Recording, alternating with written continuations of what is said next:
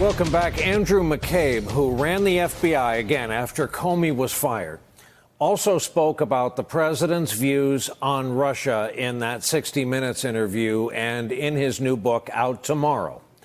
McCabe told the story, as we discussed here briefly, of a White House meeting he'd been briefed on by an FBI official who was present. Trump reportedly questioned U.S. intelligence, saying he believed Russia's leader instead. The president said he did not believe that the North Koreans had the capability to hit us here with ballistic missiles in the United States. And he did not believe that because President Putin had told him they did not. President Putin had told him that the North Koreans don't actually have those missiles. And U.S. intelligence was telling the president what? Intelligence officials in the briefing responded that that was not consistent with any of the intelligence our government possesses, to which the president replied, "I don't care, I believe Putin." What did you think when you heard that? It's just an astounding thing to say, to spend the time and effort and energy that we all do in the intelligence community to produce products that will help decision makers and the ultimate decision maker, the President of the United States, make policy decisions, and to be confronted with an absolute disbelief in those efforts and an unwillingness to learn the true state of affairs that he has to deal with every day was just shocking. The story is bracing to watch. And fast forward now to the last 48 hours or so at the Munich Security Conference this past weekend. Two very different versions of U.S. foreign policy on display.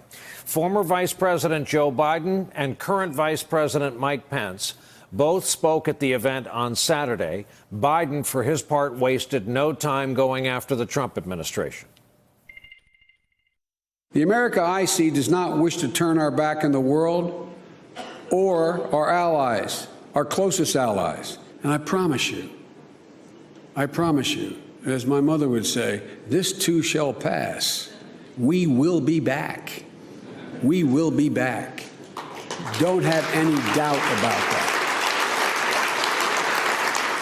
The night before, during an event honoring the late Senator John McCain, we want you to listen to the reaction Mike Pence got after mentioning the president. As you listen to this reminder, this is an international audience, yes, but there were also about 50 members of Congress who made the trip to Munich, Republicans and Democrats in the room.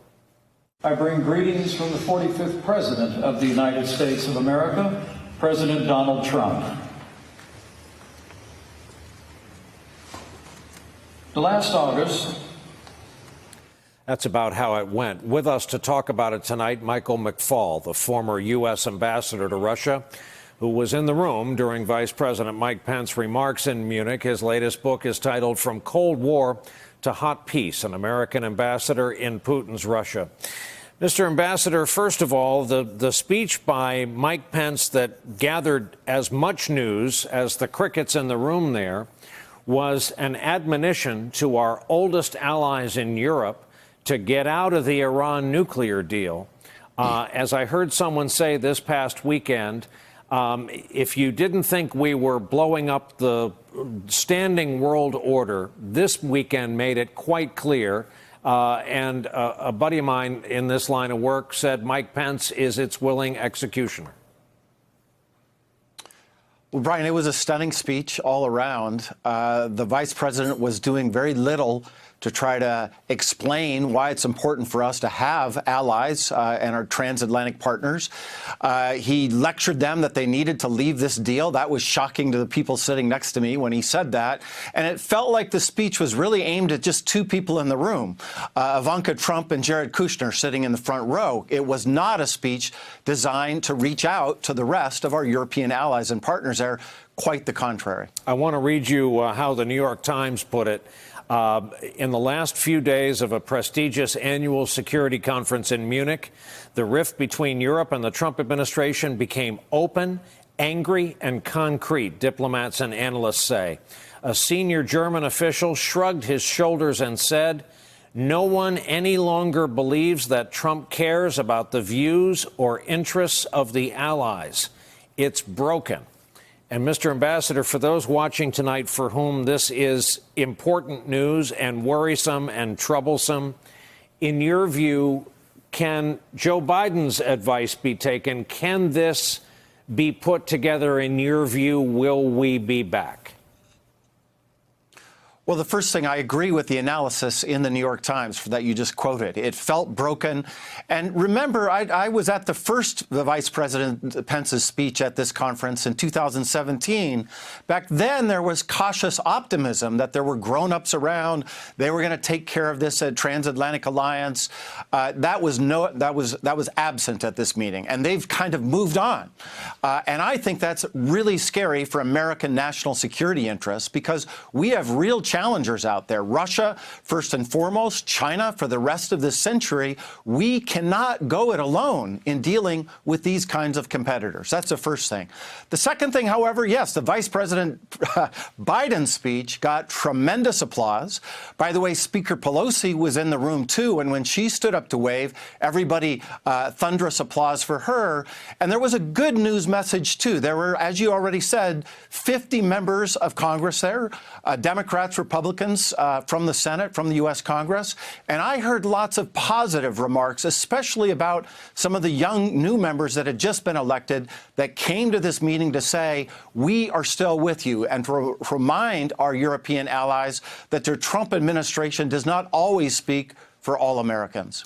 Now to what was your last job in government and these comments in the McCabe book, President apparently siding with Putin over U.S. intelligence. And let me ask you this way. How do you, if you're Putin, get the American president to side with you? What does this mean Putin has succeeded at, if true? Before I try to answer that hard question, I just want to remind your viewers how crazy this moment is. I think we get a little numbed because we've just been hearing it so many times, but the President of the United States is siding with Putin, somebody who sees us as the enemy, against the entire intelligence community. And I, for 5 years, worked in the U.S. government and got up every morning and read the reports from our intelligence community. They are there to inform the leaders, the decision makers. They're not partisan, and yet he does this time and time again. It's shocking. Now, to your harder question, how did he do it? I don't know the answer to that. That's partly why I think we need Mr. Mueller's investigation to come to a conclusion. But it is remarkable and unprecedented in U.S. history. Hey there, I'm Chris Hayes from MSNBC. Thanks for watching MSNBC on YouTube. If you want to keep up to date with the videos we're putting out, you can click subscribe just below me, or click over on this list to see lots of other great videos.